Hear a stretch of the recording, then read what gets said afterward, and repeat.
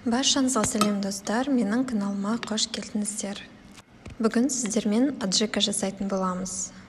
Бұл аджиканы чертополохтың орнына пайдалансаңыздар болады. Яғни тамаққа қосып жесеңіздер, нанға батырып жесеңіздер болады, немесе приправа ретінде тамақ пісірген кезде қоссаңыздар болады. Ең алдымен сіздерге аджикаға қосатын заттарды көрсетіп шығайын. Бізге сәбіз, жусай, қызанақ, ашты бұрыш, тәтті қызыл бұрыш және де сарымсақ қажет. Енді осылардың барлығын біртіндеп ет өткізгіштен, яғни мясорубкадан өткізіп шығамыз. Ең алдымен ашты бұрышты өткізіп жатырмын. Қайсын өткізсеңіздер де бәрібір, немесе барлығын қосып өткізсеңіздер де болады. Осылай барлығын ет өткізгіштен өткізіп аламыз.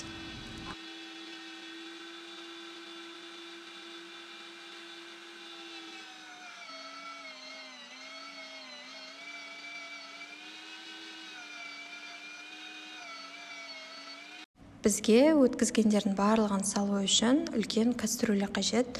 Менің кастрюлем осындай, үлкен көлемді. Енді өткізгендерді біртіндеп салып отырамыз. Келесі ет өткізгіштен сарымсақты өткіземін. Видеода көрсетілгендерді барлығын өткізіп шығамын.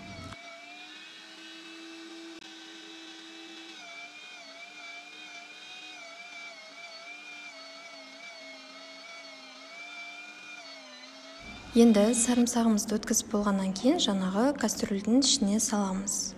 Енді келесі кезекте ет өткізгіштен жусайымызды өткіземіз. Видеода көрсетілгендей етіп екіге бөліп өткізіп шығамыз.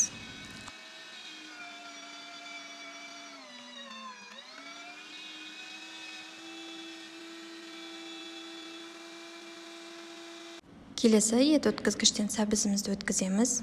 Сәбіз тұрып қалмас үшін осындай майда бөліктерге бөліп алған болатынмын. Осылай майда формада өткізіп аламыз. Өткізген сәбіздерімізді жаңағы кастрюльдің үстіне саламыз.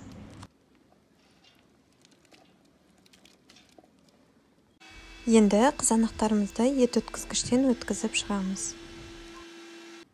Қызанақтарымызды өткізіп болдық, енді жаңағы кастрюльдің ішіне құямыз. Тағы осындай ыдыс, қызанақ өткізіп шықтық, енді оны да кастрюльге құямыз. Енді тәтті бұрыштарымызды ет өткізгіштен өткізіп шығамыз.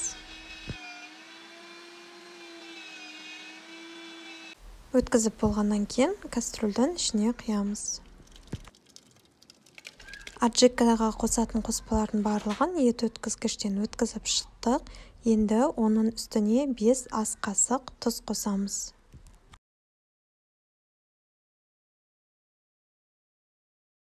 Тұзымызды қосып болғаннан кейін 5 чай қасық уксус қосамыз.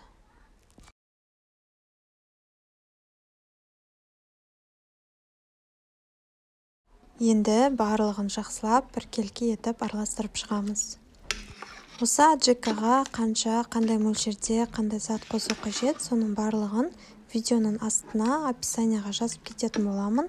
Сол жерден көрсеңіздер болады. Осы рецептпен аджика жасап көріңіздер, барлықтарыңызға сөзсіз ұнайтын болады. Барлығын жақсылап араластырып болғаннан кейін оның үстіне аспирин қосамыз. Аспирин яғни бір пачкада 10 таблетка аспирин жүреді, соның барлығын қосамыз. Қосқаннан кейін барлығын жақсылап араластырамыз.